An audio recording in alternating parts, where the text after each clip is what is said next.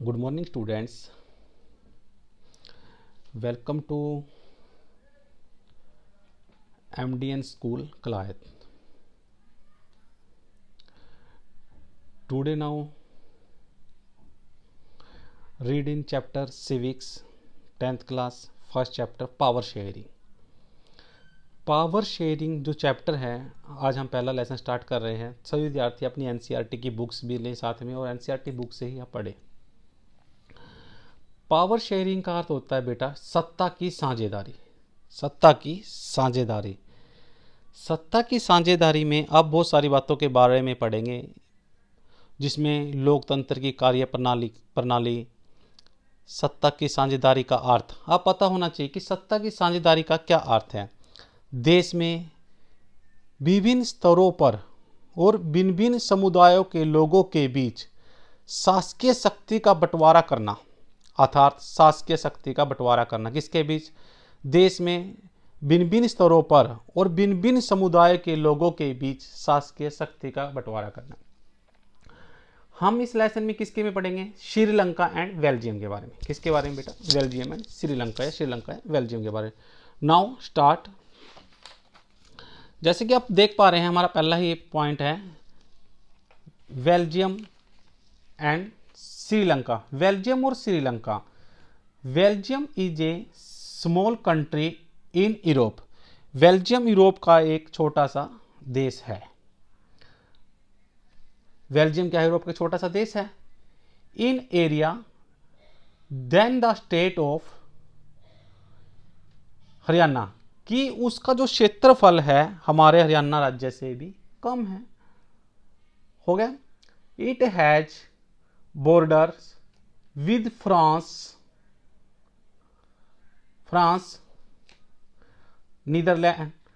The Netherlands, Germany and Luxembourg. जो इसकी सीमाएं हैं फ्रांस, नीदरलैंड, जर्मनी और यूक्रेन से लगती हैं। It has a population of a little over 1 crore. इसकी आबादी 1 करोड़ से के लगभग है। About of the population of Haryana, यानी हरियाणा की आबादी का करीब आधी, हरियाणा की आबादी से करीब आधी इसकी आबादी है। The ethnic composition of each small country is very complex। इस छोटे से देश के समाज की जातीय जो बनावट है वह भी बहुत जटिल है। Of the countries total population 59% lives in the Flemish region. जो इस क्षेत्र के लोगों की कुल जनसंख्या का 59% लोग कहाँ रहते हैं? फ्लेमिश के क्षेत्र में रहते हैं। And speak Dutch and language. वो कौन सी भाषा बोलते हैं बेटा? डच भाषा बोलते हैं। क्वेश्चन आता है, जो फ्लेमिश के लोग हैं, किस क्षेत्र फ्लेमिश के कितने % लोग रहते हैं? फ्लेमिश में 59% लोग इलाके में रहते हैं और डच भाषा बोलते हैं। आगे आते हैं, another 40% people live in the वोल्निया रीजन। जो इसकी 40% लोग हैं वो कौन से क्षेत्र में रहते हैं बेटा? वोल्निया क्षेत्र में रहते हैं। And speak French. और कौन सी भाषा बोलते हैं? वो फ्रेंच भाषा बोलते हैं। Remaining 1% of the Belgian speak German. और इसका 1% लोग जर्मन में रहते हैं और बेल्जियम भाषा बोलते हैं। बेटा देखो, बेल्जियम के बारे में हम पढ़ रहे थे। बेल्जियम में क्या है? 100% लोग हैं। 59% फ्लेमिश क्षेत्र में, 40% like German region speak to the French में भाषा बोलते हैं, वोल्निया में रहते हैं। और एक शेष भाग जो रह जाता है वो जर्मन में रहते हैं। और कौन सी भाषा बोलते हैं बेटा? फ्रेंच भाषा ही बोलते हैं। आगे है, in the capital city Brussels 80% people speak French while 20% are Dutch speaking। राजधानी जो ब्रुसेल्स है में रहने वाले 80% लोग, जो 80% लोग है क्या बोलते हैं बेटा, फ्रेंच बोलते हैं, और 20% लोग कौन सी भाषा बोलते हैं, डच भाषा। इस पहले पैरे में से ही बहुत सारे इंटरनल क्वेश्चन बनेंगे। अब आगे आता है the minority French speaking community was relatively rich and powerful. जो अल्पसंख्यक फ्रेंच भाषी लोग तुलनात्मक रूप से ज्यादा ताकतवर और समृद्ध होते हैं। This was resented by the Dutch speaking community who got the benefit of economic development. बाद में जाकर क्या करते हैं, आर्थिक विकास और शिक्षा का लाभ पाने वाले डच भाषी लोग इस स्थिति से भी नाराजगी थी। Education this led to tension between the Dutch speaking and French speaking communities during the 1950 century and 1960। बाद में जाकर जो आर्थिक विकास है और शिक्षा का लाभ पाने वाले डच भाषी लोगों की स्थिति नाराजगी थी। इसके चलते क्या हुआ, 1950 और 1960 के दशक में डच और फ्रेंच बोलने वाले समूहों के बीच क्या होगा, आपस में तनाव बढ़ने लगा, अर्थात जो दोनों भाषा के लोग थे उनमें आपस में टकराव होने की भावना उत्पन्न हो गई। The tension between the two communities हो गया, was more acute in the Brussels.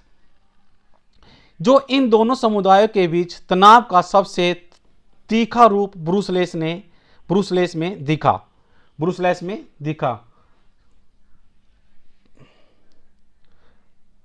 ये क्या है, ब्रुसेल्स प्रेजेंटेड ए स्पेशल प्रॉब्लम, और ये एक समस्या दिखाई दे रही थी। द डच स्पीकिंग पीपल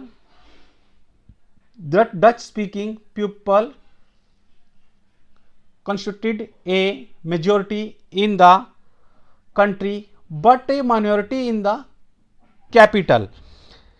यह एक विशेष प्रकार की समस्या थी। डच बोलने वाले लोग संख्या के हिसाब से अपेक्षाकृत ज्यादा थे, जो डच भाषा बोलते थे उसकी संख्या अधिक थी, लेकिन समृद्धि और धन के मामले में वो कमजोर थे। कैपिटल क्या होता है बेटा, धन के मामले में वो कमजोर और अल्पमत थे। Let us compare this to the situation in another country। और इस स्थिति की तुलना हम एक देश से करते हैं। किससे करते हैं, एक देश से। मैंने आपको पहले बताया था कि इसमें चलेगी Belgium and Sri Lanka. Sri Lanka is an island nation. Sri Lanka क्या है, एक द्वीपीय देश है। क्या है बेटा, द्वीपीय देश है।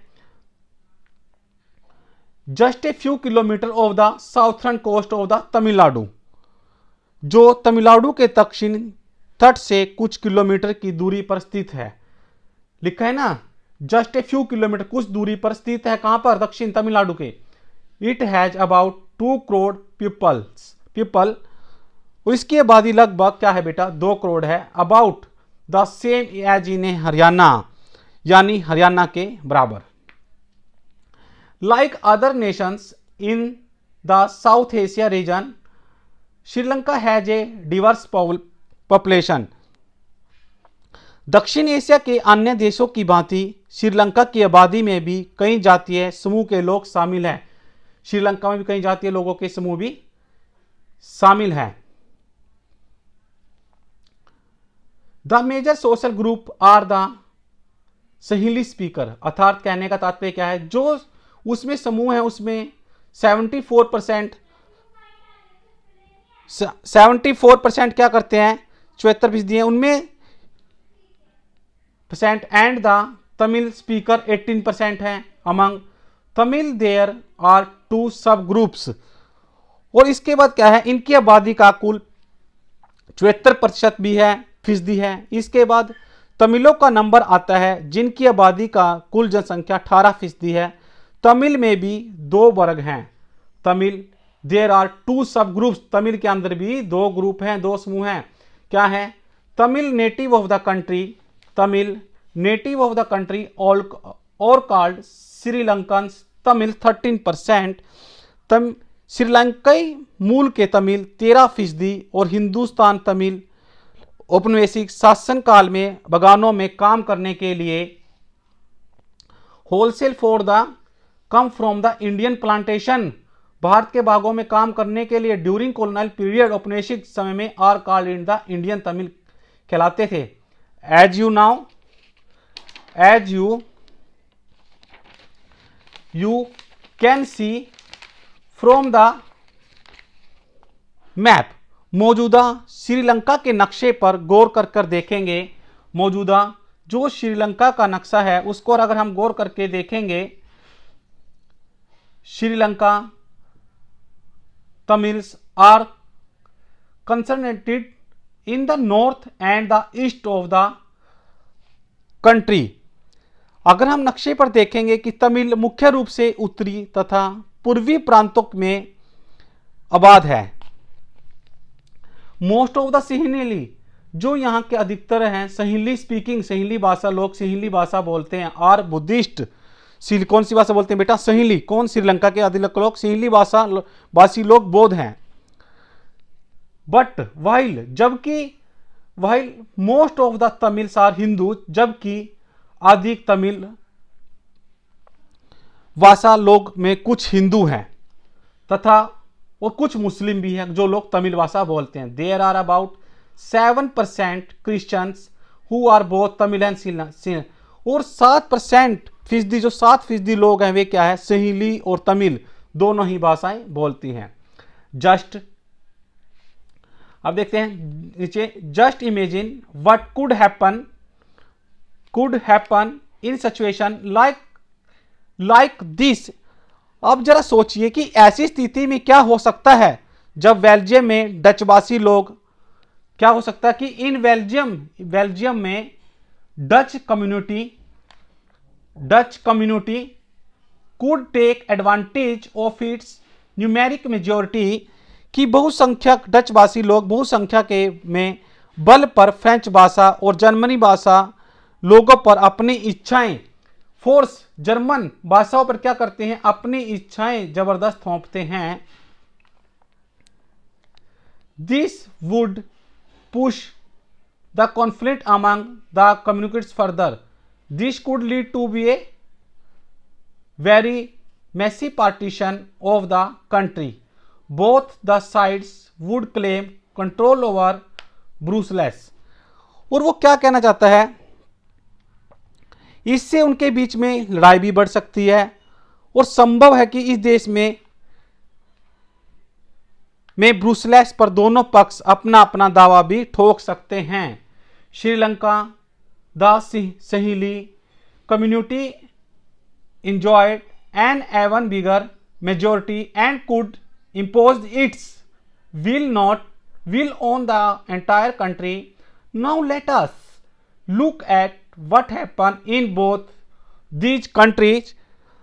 श्रीलंका में सहीली आबाद का बहुत बहुमत था, लेकिन और वे लोग मुल्क में अपनी मनमानी चला सकते थे। आइए देखें असल में दोनों पक्षों में क्या क्या हुआ।